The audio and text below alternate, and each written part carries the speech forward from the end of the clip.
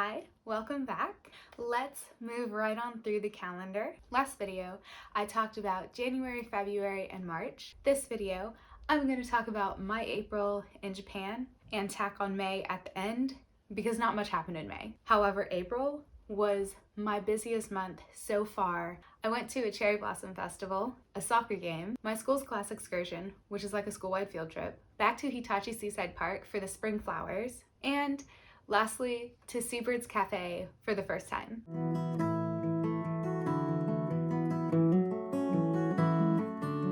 I met up with Olivia and some other people to go to Hitachi City's Sakura Festival, or Cherry Blossom Festival. I feel like going to a Cherry Blossom Festival was like the most Japanese culture thing I have done since coming to Japan.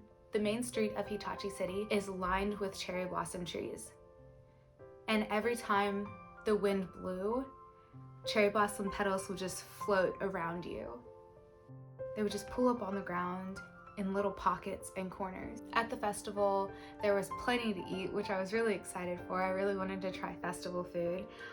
I tried a tornado potato, which is just a spiral cut potato on a stick. I got a crepe from a crepe truck, and at the end, I got some yakisoba. The coolest part of the festival for me was hearing all of the taiko drum performances. I feel like they went on throughout the whole day, just different groups playing different songs. There were also dance performances. I didn't watch any that were on the stage, but towards the end of my time at the festival, there were some dance performances where the taiko drums had been. They like switched ends of the street.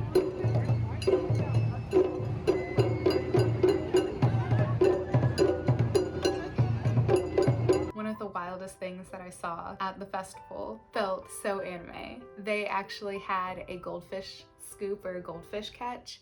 I didn't participate mostly because if I actually caught a goldfish, I didn't want to keep it. The next weekend I hung out with my group of friends, the crew, Lauren, Bianca, and Olivia. I think we just went shopping, or maybe we had a movie night, I don't remember, but we went to Starbucks first. The main frap I remember Starbucks having, besides the cherry blossom one, was like a cookies and milk or a cookies and cream frap. I think they just called it a cookie frap. It was more cream than cookies, but still enjoyable. Towards the end of the month, Olivia and I joined our AJET chapter to go to Kashima Stadium to watch a Kashima Antlers pro soccer game. I just got back from the Kashima Antlers game. It rained all day. From the time I left my apartment, it was raining in my city. It rained probably all the way to Kashima. I also bought this sweater so that I could wear it today. I did my hair and I painted my nails. Don't look too close though, they're not that good. And you could see nothing that I did because I wore my poncho and my jacket and a hat, and you pretty much couldn't see anything. You see my nails, which is like the least good part about what I did today. Even though the weather was not as desirable as it could have been, the game was still fun. The Antlers did lose kind of badly. It was kind of a stomp.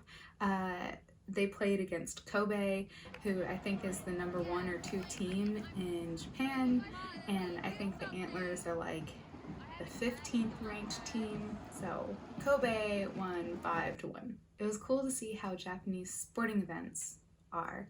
For example, the announcers basically don't announce anything during the game. Like, you just watch the game. There's no like pumped up music playing, and only 2 sections of the stadium were cheering. There are different chants that the supporter section does, and they do these the whole game. Both sides had flags. The people who are holding the flags basically told the supporters what chants they should do. The other team also had chanters, but their section was smaller. Of course, for them it would have been an away game. For us, it was a home game. But the biggest sections of people on like the long ends, they actually didn't cheer much at all. Like, they didn't join in. They clapped sometimes for the chants, but they didn't really cheer that much. They were actually pretty quiet. And I think that's really interesting because at American sporting events, the game itself live has more theatrics, or it's more of a show. There's always something happening. But the game in Japan, it was like you come to watch the game. After the match, the players will go to each side of the arena and they like bow and thank the fans for coming and cheering them on. Also, I did buy this Antlers towel, and I kind of wish I had this before. Like at the start of the game, like people were, you know, waving their towels. I didn't have a towel to wave, but I would have waved my towel if I did, so I bought one. I don't know if I'll ever go see another Antlers game, but if I do, I am prepared. Maybe next time I'll buy a jersey, but I probably won't because it's $100. I went to Hitachi Seaside Park for the spring flowers. My first stop was these chicken nuggets with honey mustard sauce. I met up with Lauren, Bianca, and a teacher from my school. The big attraction in spring is the Nemophila. They grow on the same hill as the fall kokia. We caught the end of tulip season and I was blown away by the over 200 varieties the park planted. Honestly, they were more impressive than the Nemophila.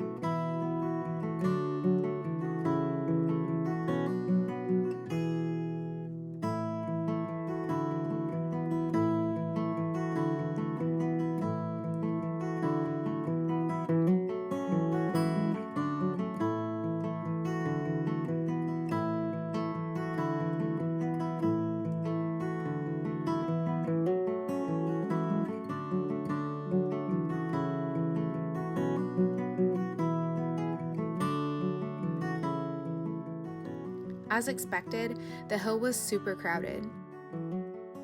Surrounding the little blue flowers were rapeseed oil flowers.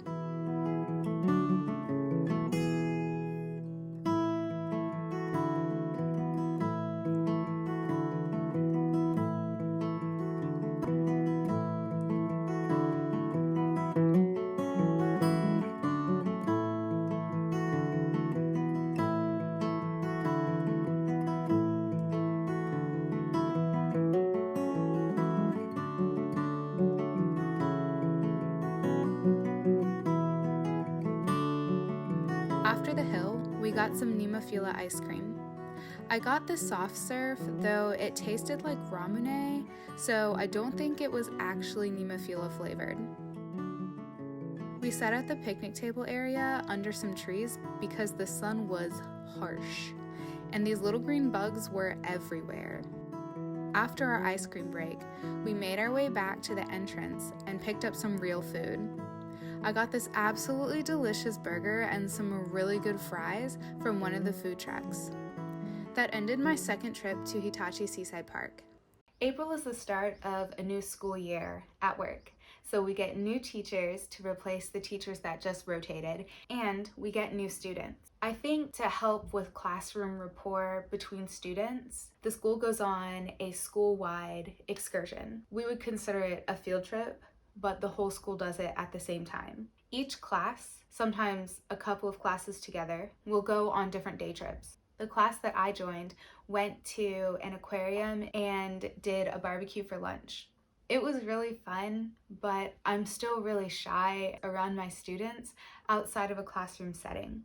I really want to be able to talk to them, but I don't speak Japanese. I speak enough to get by when ordering food, but not well enough to hold a conversation. And I really want to talk to them. It's one of my goals to get better in the future, both with being able to hold a conversation in Japanese and to be less shy around my students.